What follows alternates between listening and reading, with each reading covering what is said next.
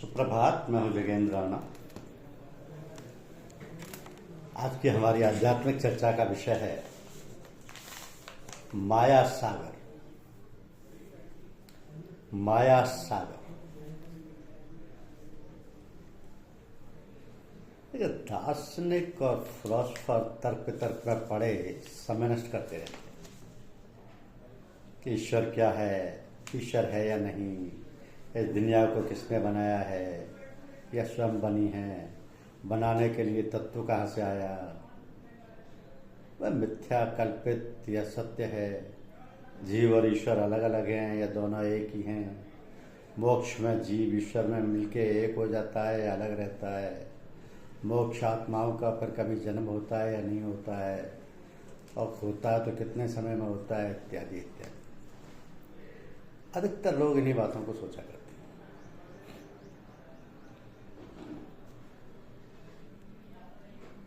अधिकतर लोग इन्हीं बातों को सोचा करते हैं और आपस में वाद विवाद करते रहते हैं। तो ये सब मानवीय बुद्धि के परे की चीजें हैं। इंसानी अक्ल कभी किसी काल में इसका फैसला नहीं कर सकी। इसके असली भेदों का किसी को अब तक पता नहीं चल सका। वेदों ने भी अंत में नेति नेति कह डाला है। वेदांत ने अनिर्वचनीय कह के पीछा छुड़ा लिया है।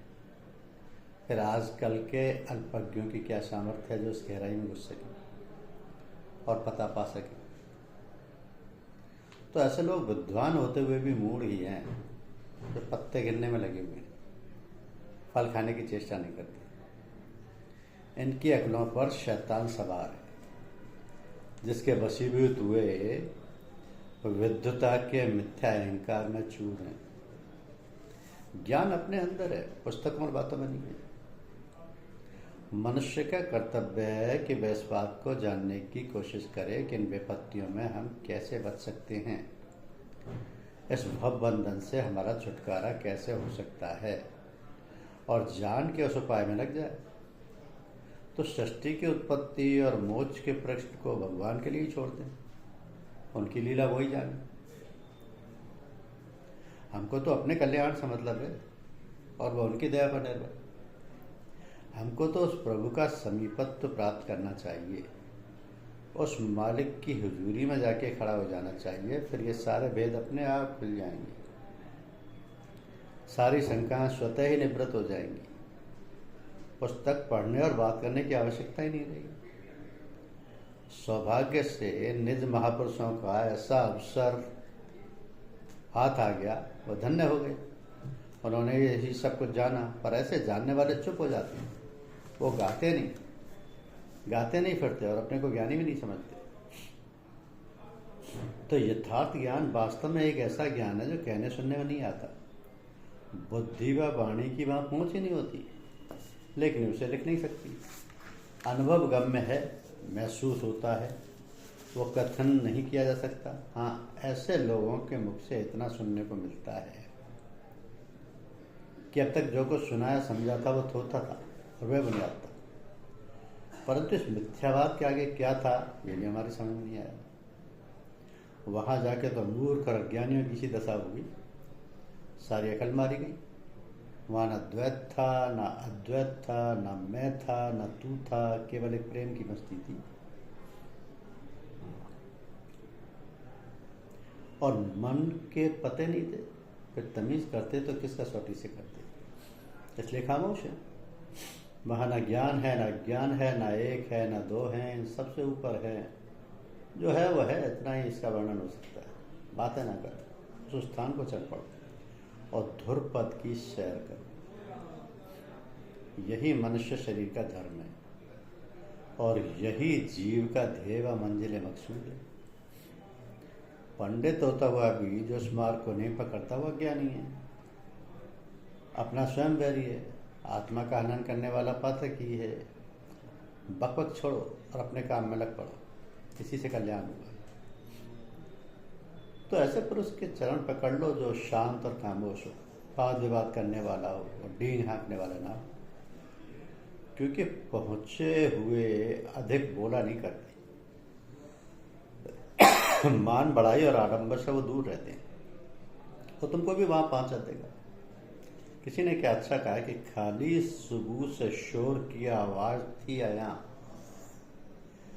खाली सुबह से शोर की आवाज थी आया, पानी से भर गए तो फिर खामोश हो गए। सुबह यानी घड़े को कहते हैं। घड़ा जब तक खाली रहता है बोलता है, जब जल से भर जाता है तब कितना ही ठोको वो आवाज नहीं देता। ये पहुंचे हुए ना पहुंचे हुओं की साधारण पहचान है। श्री परमहंस रामकृष्ण देव से किसी ने प्रश्न किया कि महाराज, सच्चे ज्ञानी अथवा पूर्ण पुरुष की क्या पहचान है? उन्होंने कहा, जो बहुत बातें बनाता हो, प्लेटफॉर्म पर खड़े हो के बाहों को समेट समेट कर अपना सारा जोर लगाकर गला फाड़ता हो, जो पंडित वृथा ही वाद विवाद करता हो, ऐसे लोग खाली घड़े के समान हैं। जो थपथपे लगते ही शब्द करने लगता है, सच्चा ज्ञानी भरा हुआ घड़ा जो ठोकने पर भी नहीं बचता। दैवो हुएसा गुणमयी मम माया दुर्त्या,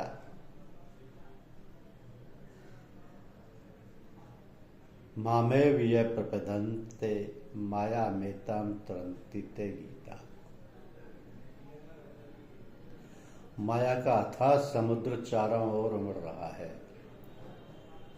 उसमें विषयों की बड़ी बड़ी तरंगें उठ रही हैं, ज्वार भाटे आ रहे हैं, काम क्रोध आदि मगरमच्छ मुख फैलाए तैर रहे हैं, किनारा कहीं दिखाई नहीं देता। ऊपर से फ्री सेकंड करोड़ों मील की चाल में माया का रजोगुणी और तमोगुणी प्रभाव बड़े प्रबल वेग से गिर रहा है। तूफान से समुद्र में उथल पुथल मचा रखी है, भयानक अंधकार छाया हुआ है। ऐसी विकट स्थिति में पड़ा हुआ जीव ज्ञान बगाड़ता और दूसरों को उपदेश देता है। कैसी अज्ञानता है! अपनी पगड़ी तो गिरती जा रही है, दूसरों को संभालता फिरता है। ये मूर्खता नहीं तो क्या है? साधारण प्राणियों की बात क्यों कहे? ऋषि मुनि देवता पीर पैगंबर औलिया अवतार सभी इस आंधी की चपेट से में विकल हो रहे हैं। बड़े बड़े सामर्थ्यमान भी माया के भंवरों में पड़े डुबकियां खा रहे हैं, वहां चले जा रहे हैं। भला सोचिए, ऐसे संकट में पड़ा मनुष्य कैसे निर्णय कर सकता है? कैसे इन सिद्धांतों पर विचार के लिए अपना मस्तिष्क लगा सकता है? ये तो भगवान की लीला है, जिसको भगवान ही समझ सकते हैं। मानवीय बुद्धि की पहुंच वहां नहीं है। ज्ञान के अहंकारी उपदेशकों को अपने पिंड की खबर तो है नहीं, ब्रह्मांड की बात कहते और दूसरों को धोखे में डालते हैं। मनुष्य का कर्तव्य यह नहीं है कि जीव क्या है, ईश्वर क्या है, सृष्टि की रचना कैसी की गई, मोक्ष में क्या होता है इत्यादि सब थोती बातें हैं, समय नष्ट करने वाली। बुद्धिमान इन झंझटों में अपना समय बर्बाद नहीं करते। वो तो इस बात को खोजने की फिक्र में रहते हैं कि इस दुखमयी माया जाल से हमारे और हमारे साथियों के छूटने के उपाय क्या हैं। इतना जानने के पश्चात वो बैठे बैठे बातें नहीं बनाया करते, बल्कि दृढ़ निश्चय के साथ उस पर आरूढ़ हो पूर्ण उद्योग में जुट पड़ते हैं और अपना काम बना डालते हैं। तो ऐसे महान पुरुष ही वास्तव में ज्ञानी हैं, जिन्होंने इस संकट में अपना उद्धार किया और अपने साथ दूसरों को भी पार लगाया। जीव का यही मुख्य धर्म, यही कर्तव्य है। एक बड़े छोट के महात्मा पूर्ण संत थे। उनसे एक मनुष्य ने सवाल किया कि महाराज, वास्तविक ज्ञान क्या है और मनुष्य को कितने ज्ञान प्राप्त करने की आवश्यकता है? उन्होंने मुस्कुराते हुए उत्तर दिया, भाई, इस ज्ञान का अंत नहीं मिलता। जितना आगे बढ़ते जाओ उतना ही अज्ञान के समुद्र का किनारा दूर उठता जाता है। वास्तविक ज्ञान क्या है इसका ठीक ठीक पता क्यों नहीं ले सकता? लोगों ने उद्योग तो बहुत सारे किए, पर सब थक थका के बैठे रहे। तो जहाँ ज्ञान का अंत होता होगा वहाँ बुद्धि पहुंच नहीं सकती। फिर किससे समझें और किससे निर्णय करें? तो भगवान का रहस्य वो ही ठीक जानते हैं। हमको तो जानने की चिंता होनी चाहिए, हमको तो अपनी चिंता होनी चाहिए, जितने में अपने कल्याण हो सके वही जानना ठीक है। और सब फिजूल की बकबक है कि हर जमाना रूप जाना रा निकावे दीगरस्त। हर जमाना रूप जाना रा निकावे दीगरस्त। हर हिजाबे रा की कर दी हिजाबे दीगरस्त। किसी मस्त ने क्या खूब कहा है कि यार ने अपने मुखड़े पर न जाने कितने घूंघट डाल रखे, एक को हटाता हूं तो दूसरा सम्मुख आ जाता है। तो भगवान की इस लीला का भेद उस समय तक नहीं खुलता जब तक जीव अपने स्थूल इत्यादि पांचों शरीरों को त्याग के उसी राह में मर नहीं मिटता। जो माया की हद से अपने को ऊपर उठा ले गया, जिसने जीवन में ही सारे कोशों को पार कर डाला, वो शरीर त्यागने के पश्चात निज धाम पहुंचते हैं और निज रूप का दर्शन करते हैं। तो शरीर रहते हुए माया का बंधन बना ही रहता है। इसलिए स्थूल सूक्ष्म और कारण में से जब तक जीव एक भी शरीर ओढ़े हुए है तब तक जात खास का दीदार मुश्किल है। हाँ, माया के पर्दे में छुपे हुए उस दिव्य पुरुष की कुछ झलक मिल रहती है और इसी को नक्शा लोग अपने अपने मस्तिष्क में खींच लेते हैं और अपनी बुद्धि अनुसार उसे उतनी ही की व्याख्या करते होते हैं। पर यहाँ पर अपने को चढ़ा ले जाने में सूली पर चढ़ना वही पुरुष धन्य है जिसे कुछ भी झलक उस प्यारे के मुखड़े की मिली है। ऐसी महान आत्माओं के चरणों की धूल भी पवित्र करने वाली होती है। अफसोस उन लोगों पर है जो इस अवस्था को भी अनुभव नहीं कर सके, केवल वहां की सुनी सुनाई या पढ़ी पढ़ाई बातों में जीवन नष्ट करते रहते हैं और ज्ञानी बनने का दावा करते हैं। माधव अस्तुमार ये माया करे उपाय पचमारी तरी, नहीं जब लग करे नादाया।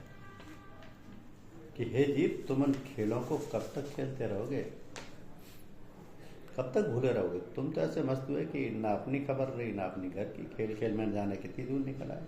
उठो, देह की दी धूल झाड़ो और पीछे को लौटो। इस कटीले वन में कांटे ही काटे हैं, यहाँ सुख कहाँ है? अपने निज स्थान की राह लो, अपने माँ के अमृतमयी स्तनपान करो, उसकी प्यार भरी गोद में सुख की निद्रा लो। वो विश्वेश्वरी माँ न जाने कब से तुम्हारी बाट जोरी, न जाने कब से तुम्हारी प्रतीक्षा में खड़ी है। तुम तो उससे कहा करते थे, तुम्हें माता च पिता तुम। हे जगदीश्वर, तू ही मेरी माँ है, तू ही मेरे पिता है, तू ही सर्वस्व है। पर आज तुम्हारे ये भाव कहाँ गए? तुमने तो बिल्कुल इसकी शुद्धि के साथ दी। एक बार आँख उठा के उधर देखोगे, चाहे किन्हीं शब्दों में सही, पर एक बार नाम लेकर पुकारो तो सही। वो तुम्हारे सारे कष्ट दूर करते। तुम भूले हो पर वह तुमको नहीं भूली। पुत्र माँ बाप को त्याग सकता है पर माता पिता का स्नेह संतान से कभी नहीं हटता। पुत्र कैसा नालायक हो, पर क्षमा याचना करने पर माता पिता उसके अपराधों को भूल जाते हैं। डरो मत, घबराओ मत, जो हो गया सो हो गया। अब हाथ जोड़ के अश्रु भरे नैनों से उसके सम्मुख जा खड़े हो, सभी कुछ तुम्हें मिलेगा। जिस वस्तु की इच्छा तुम्हारे दिल में होगी वही मिलेगी। संसारी धन धान्य संतान वैभव इत्यादि यदि चाहोगे ये मिलेंगे, और यदि स्वर्ग वर्ग या मोक्ष धाम चाहोगे तो वो मिलेगा। उसका कोई खोट नहीं है, वो तो देने के लिए तैयार खड़ी है। तो माता पिता की संपूर्ण संपत्ति संतान के लिए ही होती है, पर तुम तो पीठ फेरे और दूसरी ओर मुंह किए खड़े हो। योग्यता दिखानी होगी तब अधिकारी बनोगे, उसी समय उसकी दया होगी। तुम निर्भय हो जाओगे। विश्वास लाओ, भरोसा करो, आश्रम में खड़े हो जाओ। सर्वत्र आनंद ही आनंद, हर्षी हर्ष। सेवक सुत पितुमात भरोसे, रहे असोच बने प्रभु खुश। सेवकाई करने वाला, आज्ञा में चलने वाला और माँ बाप के भरोसे बेफिक्र रहने वाला जो पुत्र होता है, वो चाहे कैसा ही हो, माता पिता को उसकी खबर रखनी पड़ती है। जो अब तक भूले थे उससे तुम्हारी गलती नहीं थी, वो तो किसी ने तुम्हें बहका दिया था, माया ने तुम्हें बुलावे में डाल दिया था। अब चेत जाओ और माता की ओर दौड़ पड़ो, वो तुम्हारी रक्षा करेगी। वो स्वयं ही तुम्हारे शरीर को, तुम्हारे प्राण को, तुम्हारे मन को, तुम्हारी आत्मा को शुद्ध व पवित्र बना देगी। तुम्हें कुछ करना धरना नहीं होगा, कोई परिश्रम नहीं उठाना होगा। हे मनुष्यता का दावा करने वालों, ध्यान से देख के सुनो कि इस माया को समझ लेना और इसके पार जाना बहुत ही दुर्लभ है। जो सब कुछ त्याग के प्रभु की शरण में आ जाता है उसको प्रभु पार लगा देते हैं और कोई उपाय से छूटने का नहीं है। बस यही मुख्य साधन है। ऐसे पकड़ो सभी कुछ मिल जाएगा। मत सोचो कि वो दूर है,